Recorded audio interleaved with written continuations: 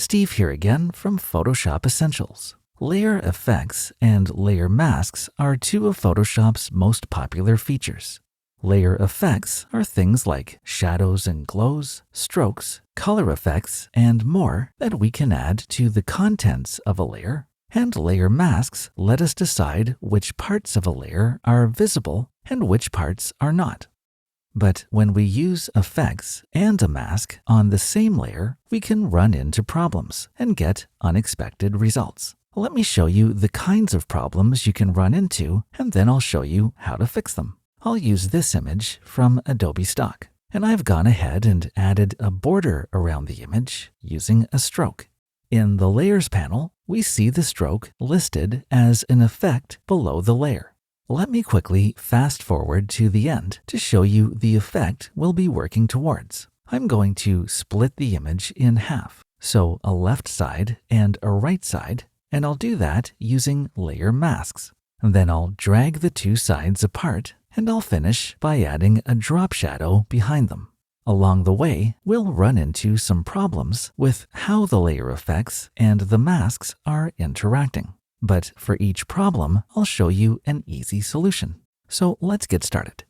First, I want to split the image in half. So I'll start by selecting the entire image. In the Layers panel, I'll right-click on the layer's thumbnail, and then I'll choose Select Pixels. And this loads a selection outline around it. But I don't want the entire image selected. I only want the left side, which means I need to resize the selection outline. And I can resize it by going up to the Select menu and choosing Transform Selection. In the Options bar, I'll unlink the width and height so I can unlock the aspect ratio. And then I'll drag the right side of the outline inward until it snaps into place in the center of the image. And I'll click the check mark in the Options bar to accept it. Now that I have just one side selected, I can add a layer mask. So I'll go back to the Layers panel and click the Add Layer Mask icon. A layer mask thumbnail appears on the layer, and the mask hides the right side of the image, keeping only the left side visible. But here's the problem. Notice what's happened to the stroke. Instead of the mask hiding the stroke like it did with the image, it reshaped the stroke.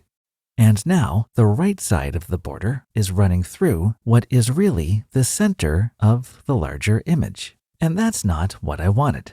But the problem gets worse when I bring back the right side of the image. To bring it back, I'll make a copy of the layer by dragging it down onto the new layer icon. Then I'll select the layer's mask by clicking its thumbnail, and I'll go up to the Properties panel and click the Invert button. And the right side reappears. But now I have not one, but two strokes cutting through the middle. It looks like a single stroke that's twice as wide as the others, but it's actually two separate strokes, one for the left side of the image and one for the right. So what's going on here, and how do we fix it? How do I get rid of the two strokes in the middle? Well, what's happening is that by default, layer masks hide the layer's contents, but they don't hide the layer effects. Instead, Photoshop reshapes the effects around the content that's still visible. I'll turn off the right side of the image for a moment, and then I'll toggle the mask for the left side on and off by holding the Shift key on my keyboard and clicking the mask thumbnail. And notice how the stroke is resizing around the content that's not hidden by the mask. So with the mask off, it surrounds the entire image, and with the mask on, it surrounds the smaller area that's still visible. But the stroke is always there. The mask is hiding the image, but not the layer effect. I can do the same thing with the right side. With the mask off, the stroke appears around the entire image, but with the mask on, it resizes around the area that's still visible. Now, sometimes that's what you want, which is why it's the default behavior. But in this case, it's not what I want. I need these strokes in the middle to disappear. which means I need the masks to hide both the image and the layer effects. And here's how to do it. You can only do this on one layer at a time, so I'll turn off the top layer to make things easier to see. And then just double-click on the word Effects below the layer. And this opens the Layer Style dialog box set to the blending options. Look for the option that says Layer Mask Hides Effects and just turn it on. As soon as I select it, the stroke along the right disappears. Then click OK to close the dialog box. I'll turn the left side off and the right side back on. And then I'll do the same thing by double-clicking on the word Effects. And I'll turn on Layer Mask Hides Effects. And now the stroke on the left disappears. I'll click OK to close the dialog box. And I'll turn the left side back on. And problem solved. The layer effects are now hidden by the masks, and I'm back to what looks like a single image with a border around it. And now I can drag the left and right sides apart.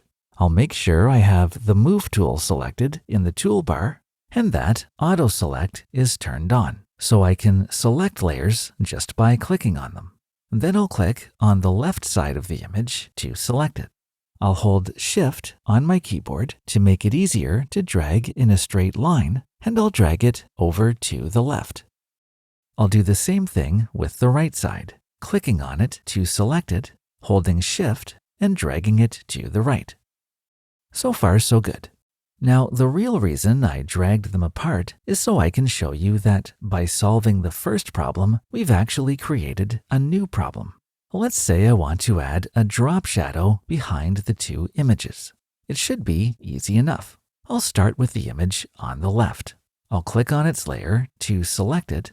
Then I'll double-click again on the word Effects to reopen the Layer Style dialog box. And I'll choose Drop Shadow on the left. Now, the easiest way to adjust the angle and distance of the shadow is to just click and drag inside the document. But while the angle and distance values are changing as I drag, where is the shadow? Well, the shadow is being hidden by our layer mask. If I switch over to the blending options and I turn off Layer Mask Hides Effects, now we can see the shadow. But it also brings back that stroke along the right. And if I turn the option back on, the stroke disappears, but so does the shadow, because the shadow is outside the layer mask. So by solving that first problem, we've created a new one. How can we keep some of the effects hidden by the mask, but other effects not hidden by the mask?